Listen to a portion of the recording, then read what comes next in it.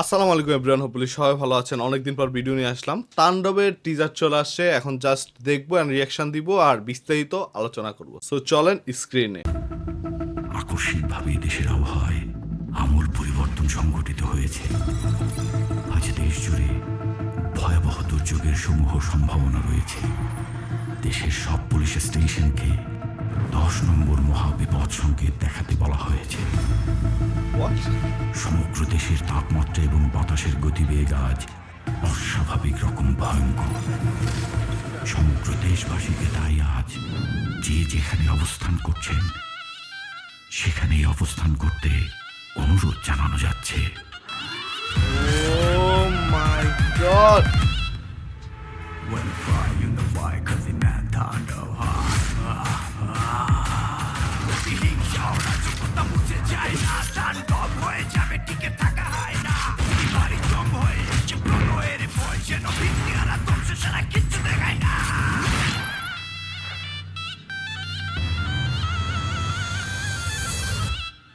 Welcome to the show.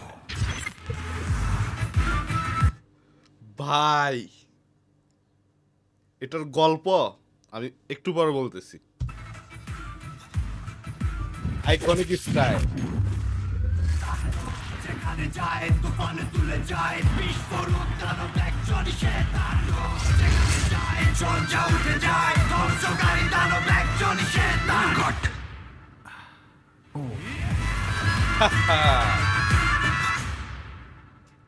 প্রতিহিংসা ও রাজকতা ভাই মুছে যায় না তার বাংলাদেশে এর আগে হোস্টেস থ্রিলার মুভি হয়েছে কিনা আমার জানা নেই, বাট এইটা হইতে যাচ্ছে। রাহেন রাফি বাংলাদেশে বসে এমন কিছু বানাবে সত্যি ধারণার বাইরে ছিল। টেকনিশিয়ান, লোকেশন, তারপর কিছু সিনে হিউজ ক্রাউড, কিভাবে যে ম্যানেজ করছে বাংলাদেশে বসে ভাই। শাকিব খানের এই অনবদ্য যাত্রা কেউ থামাইতে পারবে না ভাই। আজকে হাজির হয়েছে কি হোস্টেস থ্রিলার মুভি নিয়ে, মানে একটা আইকনিক স্টাইল আছে যেটা আমার খুব ভালো লাগছে। টিজারের ভিজুয়ালিটি দুর্দান্ত হয়েছে।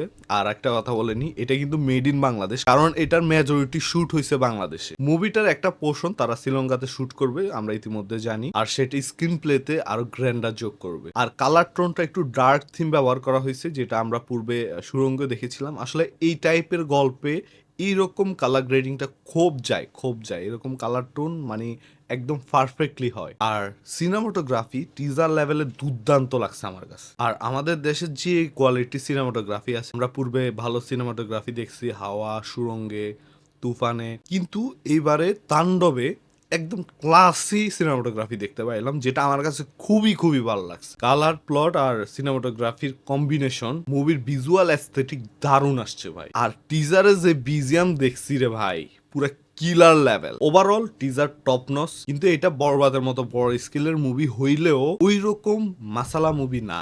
এটা হোস্টেস থ্রিলার মুভি। এটা একদম কুল একটা গল্প হবে যেটা আমাদেরকে এন্টারটেইন করে যাবে। আমি জাস্ট এই মুভির বাকি কন্টেন্ট গুলোর জন্য অপেক্ষা করতেছি যে আসলে আরো কি চমক দেখবো আমরা।